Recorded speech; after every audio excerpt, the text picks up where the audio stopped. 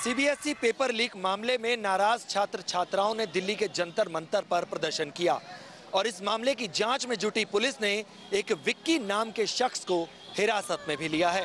CBSE के paper leak होने और फिर से एग्जाम कराए जाने को लेकर स्टूडेंट्स और उनके पेरेंट्स काफी गुस्से में दिखाई दिए। स्टूडेंट्स और उनके पेरेंट्स ने सीबीएसई के खिलाफ दिल्ली के जंतर मंतर पर प्रदर्शन किया। वहीं इस मामले में मास्टरमाइंड बताए जा रहे दिल्ली के एक निजी कोचिंग सेंटर के मालिक विक्की को हिरासत में ले लिया गया है। क्राइम ब्रांच ने सीबीएसई से भी जानकारी मांगी है। सूत्र ये भी बताते हैं कि पेपर लीक केस में सीबीएसई अधिकारियों से भी पूछताछ की जा सकती है। इसी पेपर लीक मामले की वजह से छुट्टियों में बाहर घूमने की प्लानिंग बना चुके अभिभावकों को अब पूरी प्लानिंग कैंसिल करनी पड़ रही है।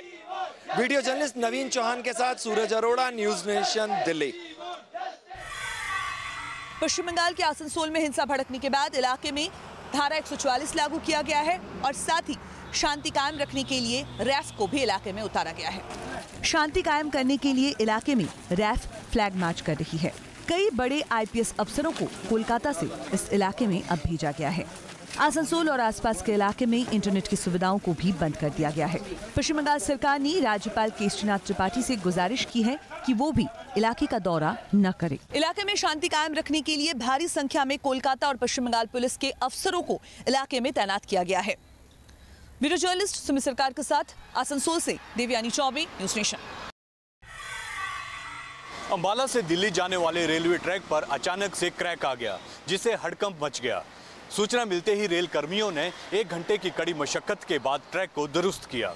Ambala Delhi railway track Rajlugarhi railway station के पास क्रैक हो गया, जिसकी सूचना रेलवे कर्मी और यात्रियों ने करीब 6 बजे दी। सूचना मिलते ही रेलवे अधिकारियों में हड़कंप मच गया और मौके पर पहुंचकर रेलवे की टीम ने ट्रैक को ठीक किया।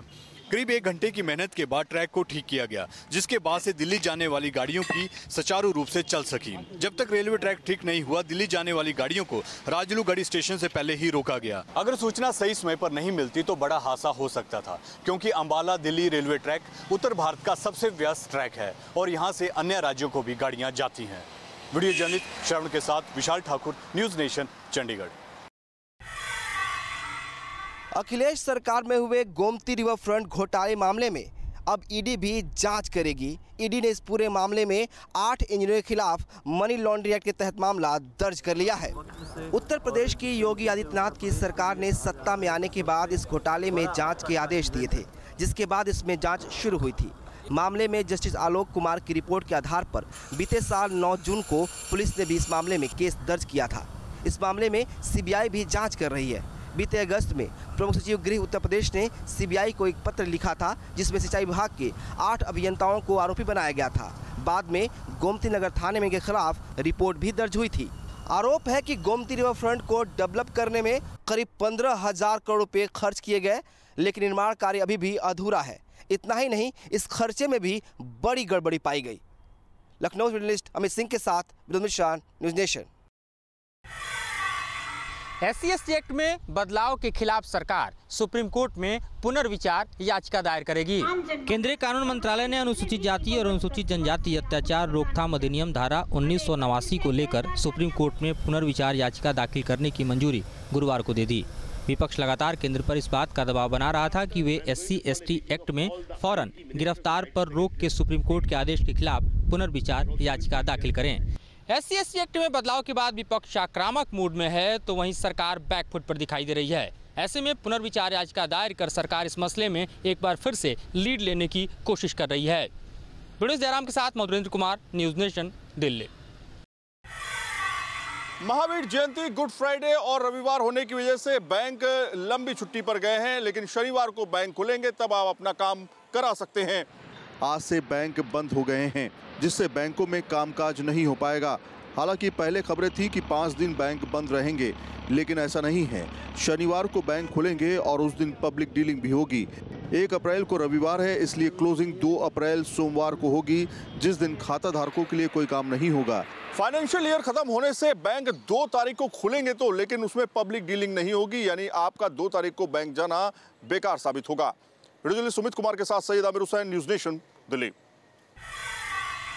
बिहार से दिल्ली के एम्स में इलाज कराने पहुंचे लालू प्रसाद यादव। पहुंचते ही लालू यादव ने कहा कांग्रेस के बिना तीसरे मोर्चे का कोई अस्तित्व नहीं है। चारा घोटाले के 4 मामलों में दोषी ठहराए जाने के बाद जेल की सजा काट रहे बिहार के पूर्व मुख्यमंत्री लालू प्रसाद यादव को ट्रेन से दिल्ली लाया गया है। लालू ने नई दिल्ली रेलवे स्टेशन पर मीडिया से बातचीत करते हुए कहा है कि तीसरे मोर्चे का अस्तित्व कांग्रेस के बिना संभव नहीं है। गौरतलब है कि लालू प्रसाद को सीने में दर्द और बेचैनी की शिकायत के बाद 17 मार्च को स्थानीय राजेंद्र प्रसाद आयुर्विज्ञान संस्थान में भर्ती कराया गया था।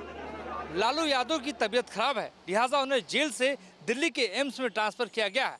लेकिन ममता बनर्जी के बयान के बाद दिल्ली का सियासी पारा गर्म हो चुका है। अब देखना यह है कि ममता बनर्जी लालू प्रसाद यादव के बयान के बाद क्या प्रतिक्रिया देती हैं। वीडियो जर्नलिस्ट सुधीर शर्मा के साथ मोहित राज दुबे, न्यूज़ नेशन, दिल्ली। राजस्थान दिवस के अवसर पर आयोजित कार्यक्रमों की श्रृंखला में बीएसएफ की सीमा भवानी की बाइक राइडर्स ने हैरत अंगेज कारनामे दिखाए। पोलो ग्राउंड में यह नज़ारा है बीएसएफ की सीमा भवानी का। ऐसे हैरत अंगेज करतब जिनको देखकर दर्शक दंग रह गए। एक चलती बाइक पर कहीं योग तो कहीं साहसिक करतब। 50 फीमेल ग्रुप बाइक से स्टंट दिखाया। सभी ने महिला शक्ति को सलाम किया। 2016 में पहली बार फीमेल बॉर्डर सिक्योरिटी फोर्स का बाइक राइडर्स ग्रुप बना। इन्हें आउटस्टैंडिंग परफॉर्मेंस के लिए जेंडर जस्टिस गोल्ड मेडल से सम्मानित किया गया। यह उस जज्बे की कहानी है जो आप देख रहे हैं, मगर इसके पीछे छुपी है संघर्ष की एक बड़ी दास्तां। यह उस सोच पर भी करारा तमाचा है जो महिलाओं को कमतर आंकती है। वीडियो जर्नलिस्ट महेश शर्मा के साथ लाल सिंह फौजदार, न्यूज़ नेशन, जयपुर। उत्तर प्रदेश सरकार ने आज राजधानी लखनऊ में महिला शक्तियों का सम्मान किया। समाज में उत्कृष्ट कार्य करने वाली महिलाओं को मुख्यमंत्री योगी आदित्यनाथ ने लोक भवन में रानी लक्ष्मीबाई वीरता पुरस्कार नवाजा। यूपी सरकार ने आज महिला शक्ति को नमन करते हुए रानी लक्ष्मीबाई वीरता और बेगम अख्तर पुरस्कार का आयोजन किया। महिला कल्याण और संस्कृति विभाग द्वारा आयोजित इस कार्यक्रम में 128 महिलाओं को रानी लक्ष्मीबाई वीरता पुरस्कार और 2 पुरुषों को बेगम अख्तर पुरस्कार दिया गया। इसी के साथ 98 महिला ग्राम प्रधानों और समाज में अपनी पहल से सुधार लाने वाली बहादुर लड़कियों को भी सम्मानित किया गया। पुरस्कार राशि के रूप में इन लोगों को 1 लाख रुपए दिए गए। यूपी सरकार का कहना है कि रानी लक्ष्मीबाई वीरता पुरस्कार पाकर ये महिलाएं समाज को एक संदेश देती हैं, जिससे प्रेरणा पाकर समाज के लोग एक नई दिशा की ओर अग्रसर हो सकते हैं। लखनऊ से वीडियो जर्नलिस्ट सूफी खान के साथ रतीश त्रिवेदी, न्यूज़ नेशन। इस बार मार्च में पड़ रही गर्मी दिल्ली वालों को तीखे तेवर दिखा रही है, जिससे न सिर्फ दिल्ली वालों का जीना बेहाल हो रहा है बल्कि वो बाहर जाने से कतरा रहे हैं। राजधानी दिल्ली में एक बार फिर गर्मी का कहर पड़ना शुरू हो गया है। 8 साल बाद फिर एक बार मार्च के महीने में पारा 40 डिग्री तक पहुंच गया है। सफदरजंग का तापमान 38.6 डिग्री सेल्सियस दर्ज किया गया है, जबकि पिछले साल यहां का तापमान 30 डिग्री सेल्सियस दर्ज हुआ था। मौसम विभाग के अनुसार इस बार दिल्ली का तापमान सामान्य से 60 डिग्री सेल्सियस अधिक रहा। वहीं मौसम विभाग का कहना है कि मार्च में अमूमन तापमान 40 डिग्री तक नहीं पहुंचता, लेकिन अगर ऐसे ही हालात रहे तो अप्रैल के मध्य तक तापमान 44 डिग्री तक पहुंचने की संभावना है। वीडियो जर्नलिस्ट मुकेश झा के साथ तर्पणा त्यागी, न्यूज़ नेशन, दिल्ली।